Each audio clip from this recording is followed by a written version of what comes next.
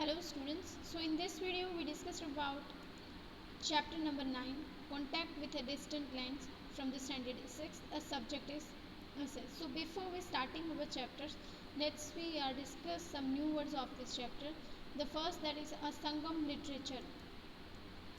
The composition of Tamil poets are collectively called Sangam literature. Sangam का मतलब ये होता है मिक्सचर या फिर to collaborate and collection, right?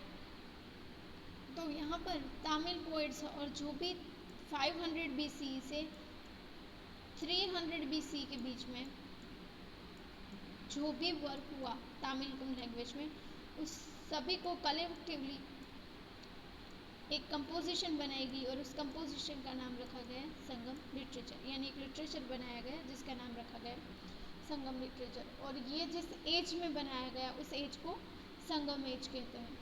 Now we discuss the next one, that is a epic. Long poems usually describing the heroic deeds, यानी लंबी poems हो यूजुअली, यानी ज़्यादातर हीरोइक डीड्स को डिस्क्राइब करती हो, यानी कोई एक कैरेक्टर के महानतम किए गए हुए कार्य को दर्शाती हो, ऐसे लिटरेचर्स को एपिक्स कहते हैं। अगर हम इंडियन एपिक्स की बात करें तो Ramayana and Mahabharata, this both are the Indian epics.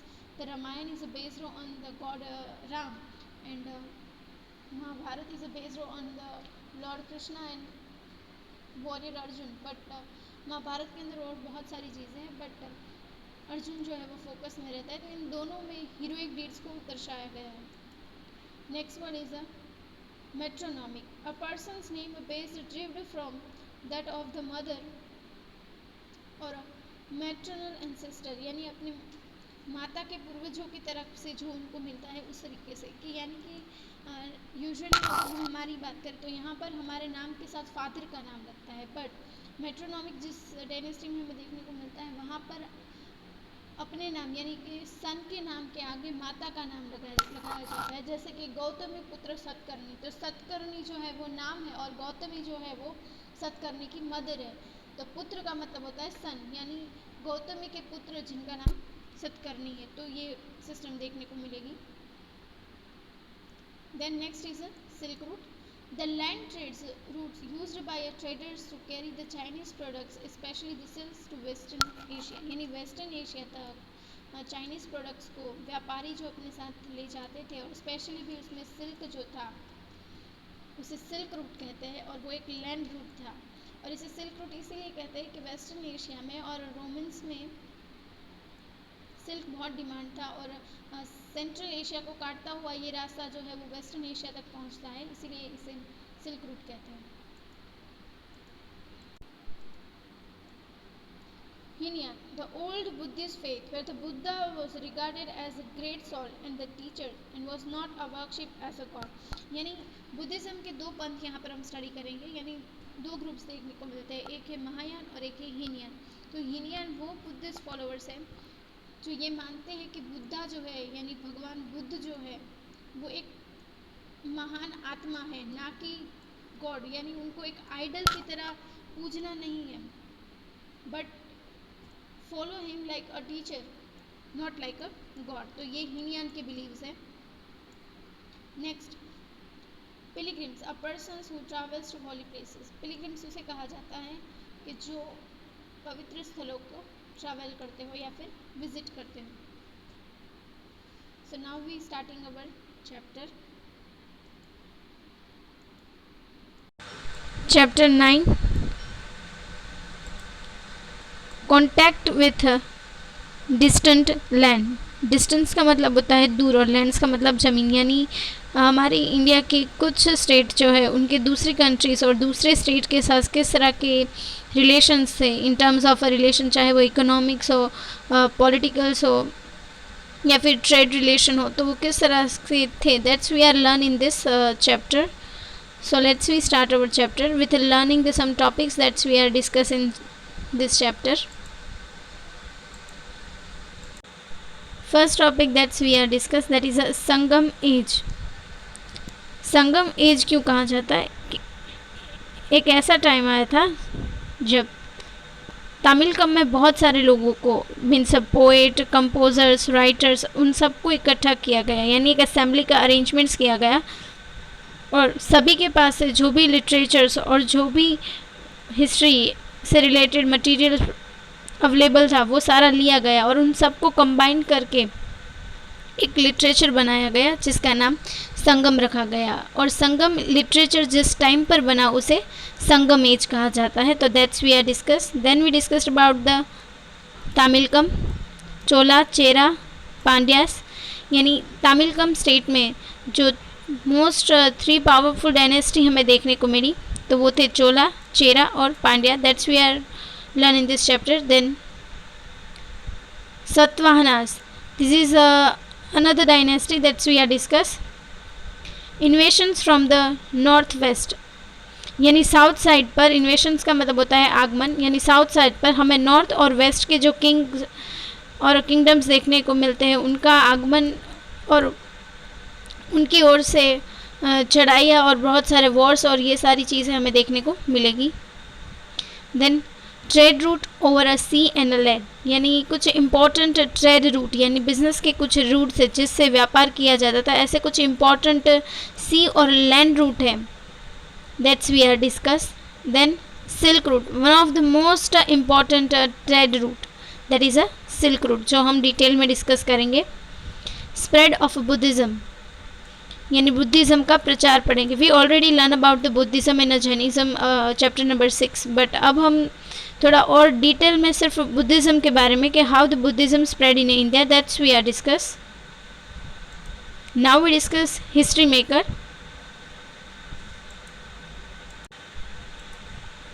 History maker Hiuen Tsang was a Chinese monk and scholar. Scholar का मतलब विद्वान, यानी यूएन संग जो थे वो चाइना से बिलोंग करते थे। वो मंक यानी साधु और स्कॉलर एक विद्वान थे। He came to India in the 7th century in a search of a sacred Buddhist literature, यानी वो भारत में 7th सेंचुरी में आए थे और उनके आने का मेन रीज़न जो था वो बुद्धिज़्म के पवित्र लिटरेचर जो है उनको स्टडी करना और उनके ऊपर वर्क करना। He is known as the Prince of Pilgrims, यानी यूएन संघ को एक खिताब दिया गया था, वो था Prince of pilgrims. He travelled all over India and visited the place connected with the life of Buddha such as Kapilvastu, Varanasi, Gaya and कौशीनगर। यानी यूएन संघ जो थे वो पूरी इंडिया में ट्रैवल किए और स्पेशली उन्होंने उस प्लेस को विज़िट किया जो बुद्धा यानी कि भगवान Buddha, the god of Buddha religion, जिसे Siddhartha Gautam Buddha, we already learn about him. उनसे रिलेटेड जो स्पेशल प्लेसेस थे लाइक कपिलवस्तु, वाराणसी, गाया एंड कौशीनगर, उन पर उन्होंने खास विजिट ली थी। Now we discuss at a glans.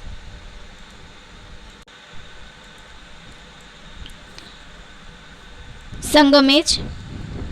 तो संगम एज में जो लिटरेचर है जिस टाइम पर बना उसे संगम एज कहा जाता है। तो संगम एज में हमें जो मोस्ट इम्पॉर्टेंट इन्फॉर्मेशन मिलती है वो है about the Chera, Chola and Pandya who ruled in south.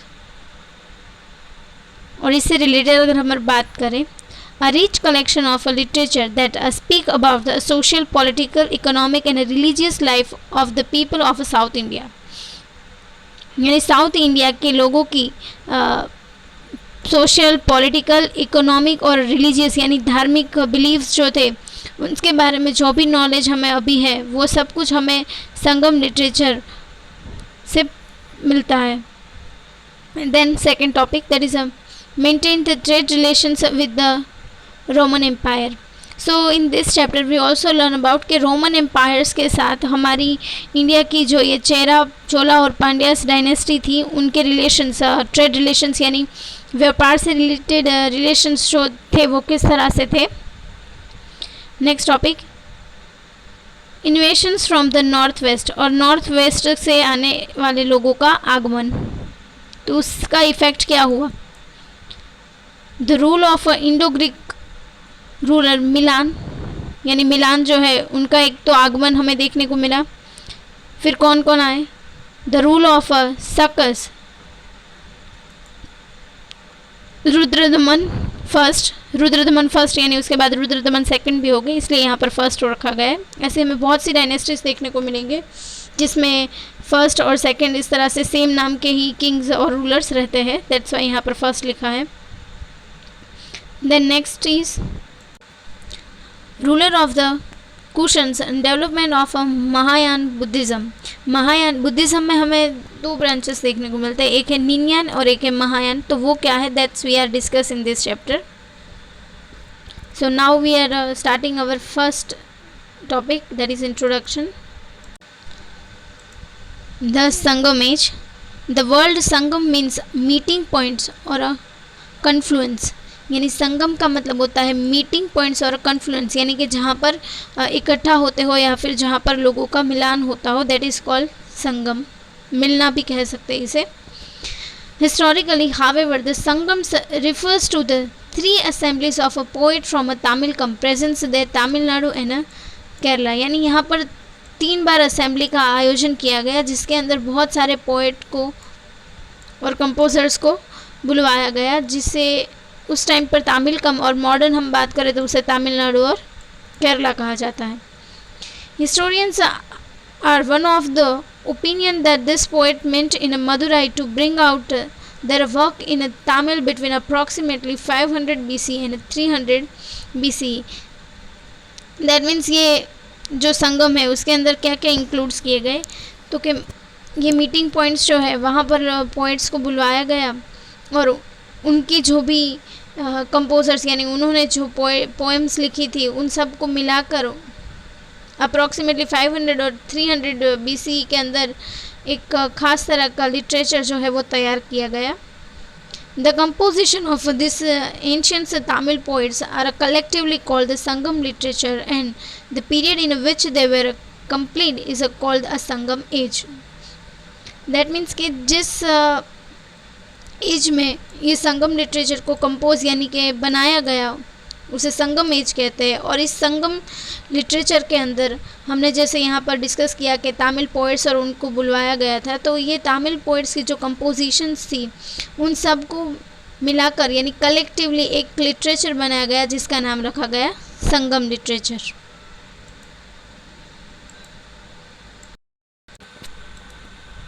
A study of the Sangam text revealed that the Tamil was a highly developed language। यानी जो हमें संगम टेक्स्ट जैसे संगम लिटरेचर के हमने अभी बात की, तो उस संगम टेक्स्ट के अंदर हमें ये पता चलता है कि तमिल जो है वो बहुत ही ज़्यादा डेवलप्ड लैंग्वेज यानी कि विकसित हुई और फैली हुई भाषा है।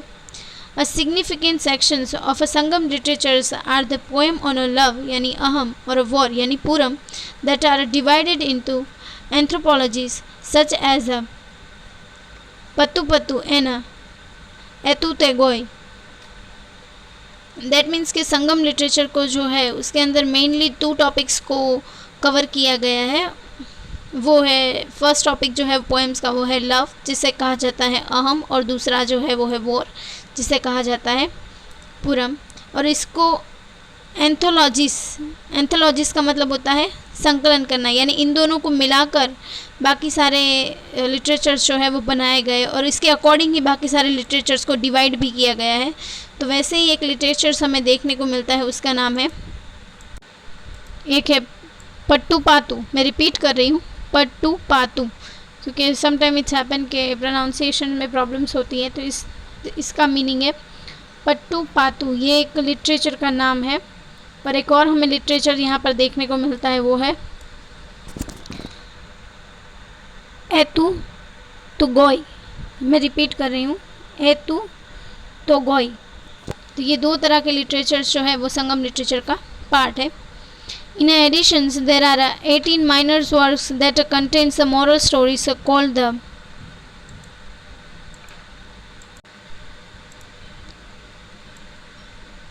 Padinenakil Kanku। I am repeating this word, Padinenakil Kanku।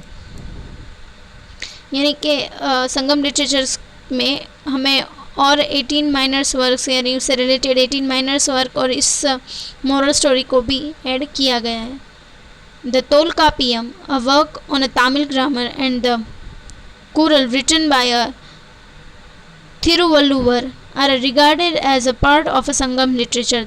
Thiruvalluvar is a name of a writer जिन्होंने कुरल लिखा था ये, और एक तोलकापियम ये भी एक लिटरेचर का नाम है जिसके अंदर तमिल ग्रामर को इंक्लूड किया गया था. दैट मीन्स तोलकापियम जो है वो तमिल ग्रामेटिकल बुक है, तो ये भी जो है वो संगम लिटरेचर का पार्ट है.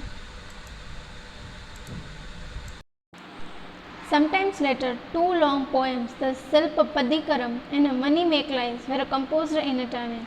यानी संगम लिटरेचर के थोड़े टाइम बाद दो लंबी पोएम्स लिखी गई. एक का नाम है शिल्पपद्दिकरम और एक है मणिमेखलाई, जो दोनों तमिल लैंग्वेज में लिखी गई. They are called Tamil epic and they are included in a Sangam literature. यानी शिल्पपद्दिकरम और मणिमेखलाई जो है उन्हें तमिल एपिक भी कहा जाता है और इन दोनों को संगम लिटरेचर में ऐड भी किया गया है. Now we discuss what is the mean of the epic. Epic long poems usually describing heroic deed. यानी लॉन्ग पोएम होती है यूजुअली मीन्स ज़्यादातर वो हीरोइक डीड यानी कोई एक व्यक्ति या कोई कैरेक्टर के हीरोइक डीड के बारे में एक्सप्लेन करती है. अगर हम इंडियन एपिक की बात करें तो रामायण एंड महाभारत, जिनके अंदर हमें रामायण में भगवान राम के बारे में और उनके रिलेटेड स्टोरियाँ बताई गई है उनके हीरोइक डीड्स के बारे में, वैसे ही महाभारत जो है उसके अंदर हमें कृष्ण और अर्जुन देखने को मिलते हैं. तो वैसे ही शिल्पपद्दिकरम और मणिमेखलाई जो है वो तमिल एपिक्स है. Sangam literature is mostly about the battle, heroic deed of a king and the social, political, economic and religious life of a people in those time.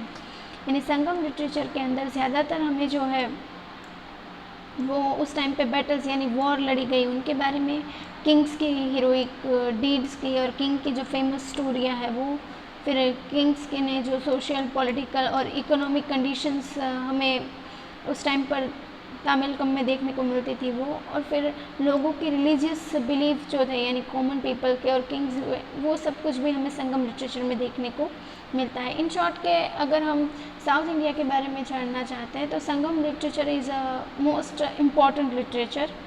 It is the form of a Sangam literature that we get to know about the Chola, Chera and Pandyas. ये तीन powerful south की dynasty है जिनके बारे में भी information हमें जो है वो संगम लिटरेचर प्रोवाइड करता है.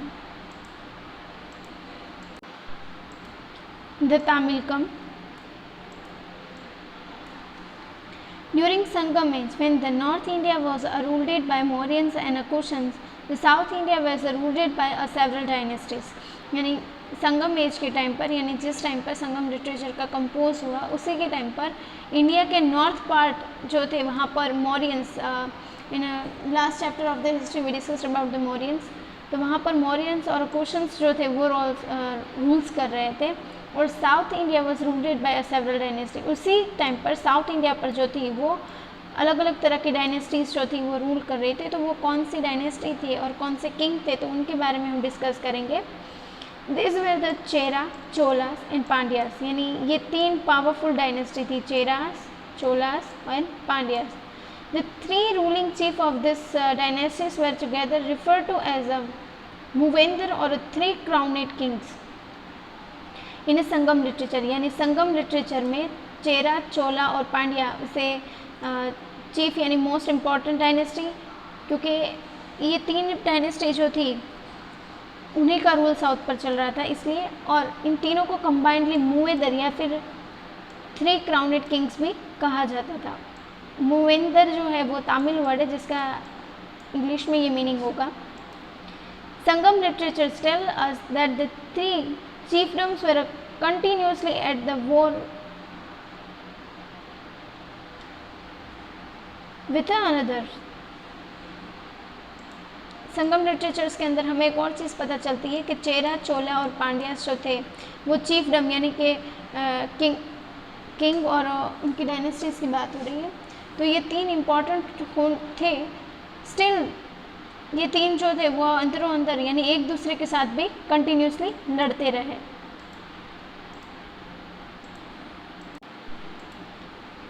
The Cheras. The word Chera in Tamil means hill country, यानी चेरा का मतलब तमिल में होता है hill country. According to the Chera poet their greatest king was a Senguttuvan और अ गुड चेरा, यानी जो हमें चेरा के टाइम पे जो पोएट्स देखने को मिलते थे उसके अकॉर्डिंग, और उन्होंने अपनी पोएम्स में जो मेंशन किया होता है उसके थ्रू हमें ये पता चलता है कि जितने भी चेरा किंग्स हुए थे उसमें से ग्रेटेस्ट यानी कि सबसे महान जो है वो सेन गुतुवन को माना जाता था। इसका मतलब होता है good Chera. The presence day Kerala in the part of western Tamil Nadu form the Chera kingdom, यानी कि प्रेजेंस का तमिलनाडु और वेस्टर्न पार्ट जो है वो और केरला वो उस टाइम पर चेरा के किंगडम यानी चेरा का पार्ट थे, चेरा रूलर्स के पार्ट थे। Karur also known as a Vanji was a Chera capital and a famous inland trading centre in Tamilakam. That means Vanji जिसे करूर भी कहा जाता है वो चेरा डायनेस्टी का क्या था, कैपिटल था।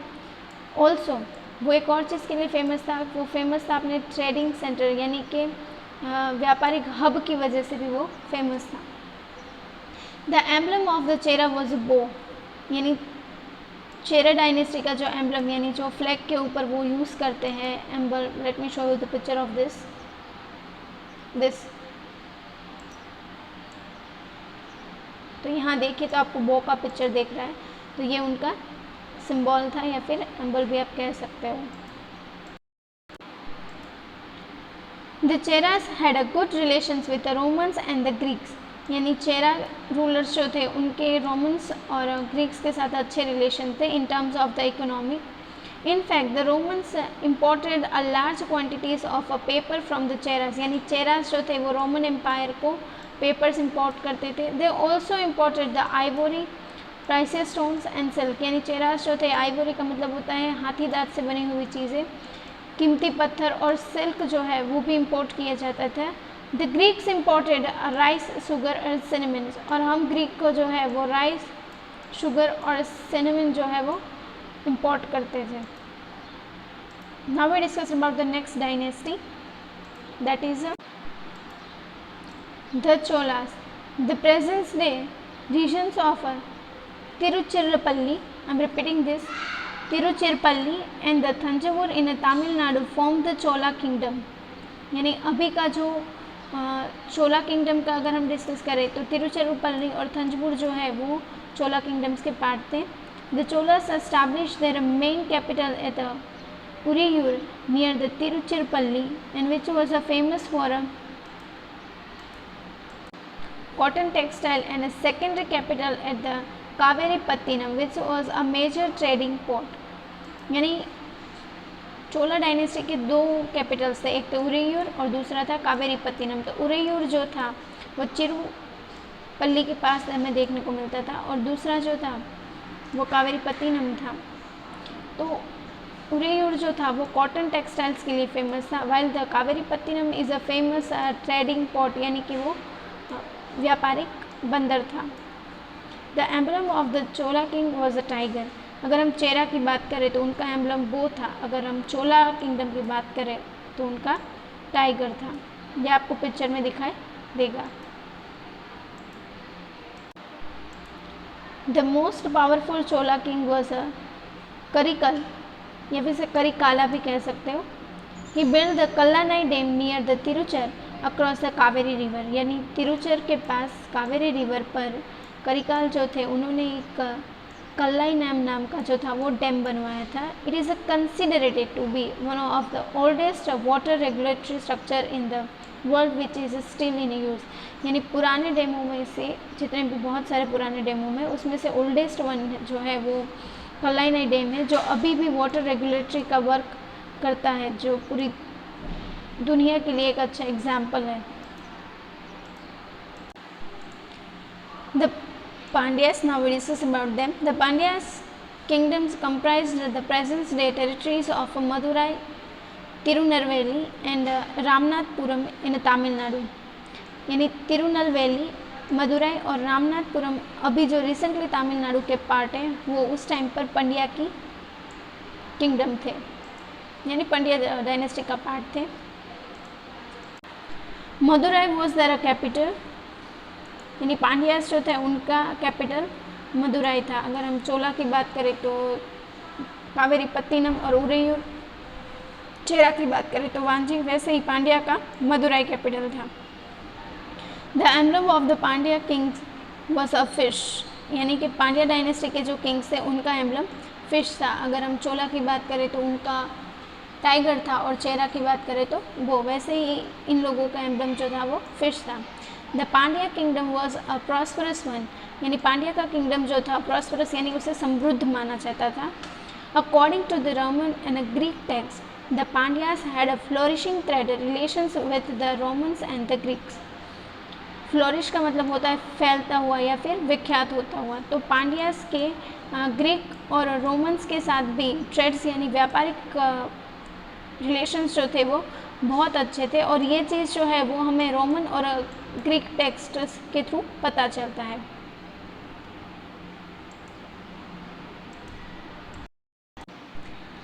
Item of trade included Ivory, spices, shells and pulse, यानी जो चीज़ें बिजनेस के लिए कनेक्टेड थी रोमन्स और पांड्यास के बीच में वो थी आइवरी यानी हाथी दांत से बनी हुई चीज़ें, स्पाइसेस यानी मसाले, शेल्स और पल्सेस यानी मोती, ये सारी चीज़ें इंक्लूडेड थी इन सब में। The most famous Pandya king was a Nedun Chezhiyan, यानी जितने भी पांड्या किंग्स हुए उसमें से सबसे प्रख्यात या फिर सबसे फेमस जो थे वो नेदुन चेजियन थे। I am repeating this word, Nedun Chezhiyan, ये पांड्या किंग का नाम है। Now we discuss connect to history. The Indian king establish a contact with a distant lands through the conquest. Conquest का मतलब होता है चढ़ाई करके, विजय करने के बाद, और चढ़ाई करना यहाँ पर मतलब होता है चढ़ाई करना। तो इंडिया के किंग्स जो थे उन्होंने दूसरे लैंड्स के ऊपर चढ़ाई करके उनके साथ कॉन्टैक्ट्स कनेक्ट किए थे।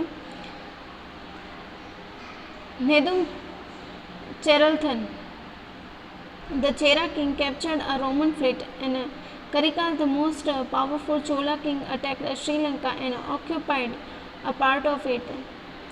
The periplus of Erythraean Sea and the Sangam literatures confirm this fact. यानी नेदुम चेरालथन एंड जो चेरा किंग थे और दूसरे जो थे वो थे करिकाल, तो इन दोनों के बारे में संगम लिटरेचर में और पेरिप्लस ऑफ द एरिथियन सी में कहा गया है कि इन दोनों ने भारत के बाहर के जो पार्ट है वहाँ पर जाकर उन पर अटैक करके उनको ऑक्यूपाइड किया था। The Satavahanas, I am repeating this, Satavahanas trade routes so a further developments under the Satavahana rules. The Satavahanas were a powerful dynasty, यानी सतवाहना जो है एक डायनेस्टी है, पहले तो ये क्लियर कर देती हूँ, बहुत ही पावरफुल डायनेस्टी है और इसके रूल्स के दरमियान बहुत सारे ट्रेड रूट यानी व्यापारिक रास्ते जो है वो डेवलप्ड हुए।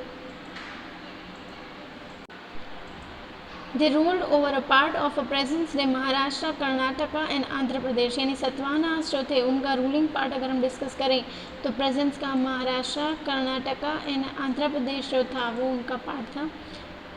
One of the most important ruler was a Gautami पुत्र सतकर्णी 106 एंड 130 कॉमन एरा, यानी सबसे पावरफुल सतवाहना में से एक जो थे वो थे गौतमी पुत्र सतकर्णी, यानी उनका नाम है सतकर्णी और उनकी माता का नाम है गौतमी, उसे इसलिए कहा जाता है Gautamiputra Satakarni. The capital of Satavahanas was Pratishthan और पैठान इन महाराष्ट्र। अगर हम सतवाहना के कैपिटल की बात करें तो उनका था प्रतिस्थान और Paithan in Maharashtra. Satavahanas kings were interested in encouraging the trade, यानी सतवाहना डायनेस्टी के किंग्स जो थे वो सारे बिजनेस को और व्यापार को आगे बढ़ाने में इंटरेस्टेड थे। They call themselves a lords of Dakshinapatha and sought to control the coast as well. Sought का मतलब होता है कब्जे करना, तो उन्होंने कोस्टल एरियाज़ पे कब्जे किया था, यानी कि विजय किया था, जीता था, उनके हक में था। और सतवाहनास जो थे वो खुद को लॉर्ड्स ऑफ दक्षिण पथ यानी दक्षिण पथ के वो खुद को लॉर्ड यानी भगवान या फिर ग्रेट मानते थे। Satavahanas king also encouraged the constructions of roads to improve the communication throughout the northern Deccan, यानी नॉर्थन डेक्कन के साथ कम्युनिकेट्स को इम्प्रूव करने के लिए सतवाहनास किंग्स जो थे उन्होंने रोड का कंस्ट्रक्शंस करवाया था। This kings use metronymical system और the name of their mothers identifies themselves in their inscriptions. Metronymical, let me explain this word. इसका मतलब होता है अ पर्सनस नेम बेस्ड और derived from that of a mother और a material ancestor, यानी इसका मतलब होता है कि पर्सनस के यानी कोई भी इंसान के सामने आगे जब उसकी माँ का नाम लगता हो या फिर उनके मदर एंसेस्टर का नाम लगता हो तो उसे मेट्रोनिमिकल कहते हैं। जैसे कि अभी हमने लेटेस्ट डिस्कस क्या किया गौतमी पुत्र सतकर्णी, तो उसमें क्या था कि सतकर्णी जो था वो राजा का नाम है और गौतमी उनका माता का नाम है, तो उन्हें कहा जाता है गौतमी पुत्र। पुत्र का मतलब होता है सन, यानी कि सन of the Gautami is a Satakarni. तो ये उनके इंस्क्रिप्शंस जो हमें देखने को मिले साउथ में, ये चीज़ें उसमें से हमें पता चलती हैं। For examples Gautamiputra Satakarni was the son of a Gautami while the Vashishthiputra Satakarni was the son of the Vashishti.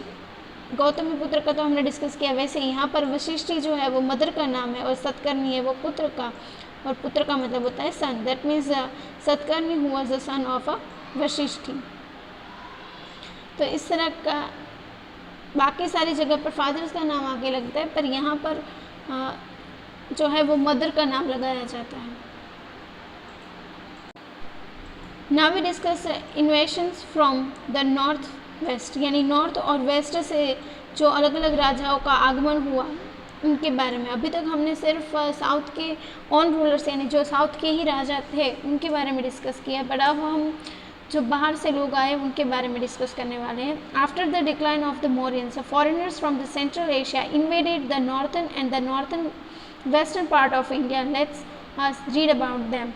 यानी डिक्लाइन ऑफ द मौर्यन, इन हिस्ट्री के इससे पहले के चैप्टर्स में हम reasons behind the declamations of the Mauryans वो हमने डिस्कस किया था कि लास्ट किंग जो थे उनका खून हो जाना, फिर एक के बाद एक वीक सक्सेसर्स का जो है वो थ्रोन पर आ रहा, फिर फॉरेनर्स का भी बहुत ज़्यादा आगमन हमें मौर्यंस के टाइम पर देखने को मिलता है। तो this are the reasons behind the decline of the Mauryans.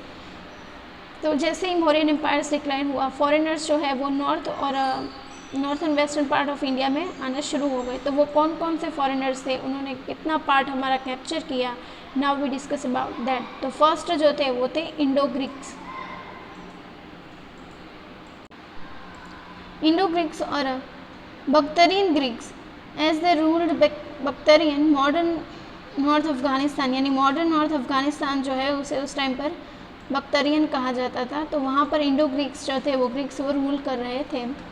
Where the first to invade the north India, यानी नॉर्थ इंडिया में आने वाले जो पहले थे वो इंडो ग्रीक्स थे। One of the most famous Indo Greeks rulers was a Milan और Menander who according to the Buddhist tradition embraced the Buddhism. Embraced का मतलब होता है कि बुद्धिस्ट परंपराओं को मानते हुए वो बुद्धिज़्म में सम्मिलित हो गए, यानी he become the part of the Buddhism and the follower of the Buddhism. तो पहले इंडो ग्रीक जो थे जो इंडिया में आए थे वो थे मिलान, जिसे मनेंद्र भी कहा जाता है। The discussions between the Milan and the Buddhist monk Nagasena are recorded in a Pali Buddhist text. Milindapanha जैसे क्वेश्चंस ऑफ मिलान भी कहा जाता है, यानी नागसेना और जो बुद्धिस्ट मंक थे उनके और मिलान के बीच में जो भी डिस्कशन हुआ उस पूरे डिस्कशंस को बुद्धिस्ट टेक्स्ट जो है जो पाली भाषा में लिखा गया है उसके अंदर रिकॉर्ड यानी कि प्रिजर्व किया गया है, और उस बुक का नाम है मिलान पन्हा, जिसे क्वेश्चन ऑफ द मिलान भी कहा जाता है। The Indo-Greeks were the earliest rulers to mint gold coins in India and bring the portraits to their kings. That means कि इंडो ग्रीक्स जो थे वो पहले थे जिन्होंने इंडिया में गोल्ड कॉइन्स जो है उनको ट्रेड किया. ट्रेड मीन्स के सर्कुलेशन में चलवाए और bearing the portraits of their Kings. Sucks. Now we discuss about the Sak dynasty. The Saks or the Scythians were originally nomadic tribes of Central Asia.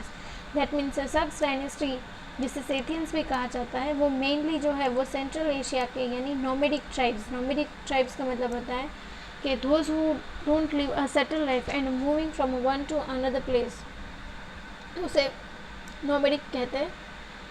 They invaded the north western part of the Indian subcontinent and establishing the supremacy there after the defeating the Indo-Greek. Defeating का मतलब होता है हराना, यानी इससे पहले के जो invaders थे वो थे इंडो-ग्रीक्स. तो इंडो-ग्रीक्स को हराने के बाद इंडियन सब कॉन्टिनेंट के नॉर्थ और वेस्टर्न पार्ट जो है वहाँ पर सुप्रीमेसी का मतलब होता है प्रभुत्व, यानी सक डायनेस्टी जो है उन्होंने रूल और प्रभुत्व अपना जमा दिया. They established themself at the Takshashila and Mathura and ruled till the 4th century common era. That means कि सक डायनेस्टी जो थी उन लोगों ने खुद को तक्षशिला और मथुरा में बसाया. एस्टैब्लिश का मतलब होता है बसाना, फैलाना. तो वो वहाँ पर रहे. 4th सेंचुरी तक उन्होंने रूल किया. उसके बाद जो है वो आई Parthian dynasty. The Sak dynasty was followed by Parthians who came to India from Iran. As if I told के सक डायनेस्टी के बाद जो है वो पार्थियंस आए और पार्थियंस जो थे वो ईरान से बिलोंग करते थे. They rule over a small part of north west India in the 1st century. Gondophares was their most prominent rulers. तो ये डायनेस्टी के लोग जो थे उन्होंने नॉर्थ वेस्ट इंडिया में रूल किया और उन सब में मोस्ट प्रोमिनेंट गोंदोफेरस नाम के जो रूलर्स थे, प्रोमिनेंस इन सेंस के प्रख्यात और प्रसिद्ध, तो वो थे Gondophares. Now we discuss about the next invader that is the Kushans. The Kushans were also known as यूचर्स और Tocharians. I am repeating this word because ये थोड़े प्रोनाउंसिएशन में आप लोग को प्रॉब्लम हो सकता है. यूचर्स और टॉर्चरन्स. तो कुशन्स इन दो नामों से भी जाने जाते थे.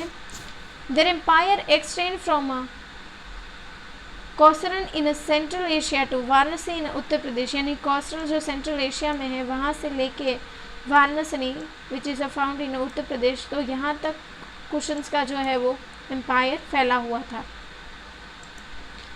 दे had the 2 capitals, one in Mathura and another at the Purushapura.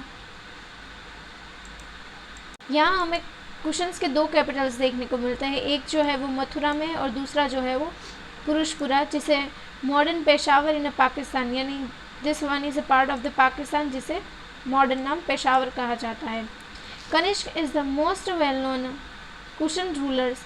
It is widely accepted that he ascended the throne in 78 common era. यानी 78 कॉमन एरा में कनिष्क जो थे वो थ्रोन पर आए और वाइडली एक्सेप्टेड यानी लोगों ने उनका ओपन हैंडली जो है एज अ किंग उनको एक्सेप्ट किया. और सभी कुशन्स में वो जो है वो मोस्ट फेमस और वेल नोन कुशन्स थे.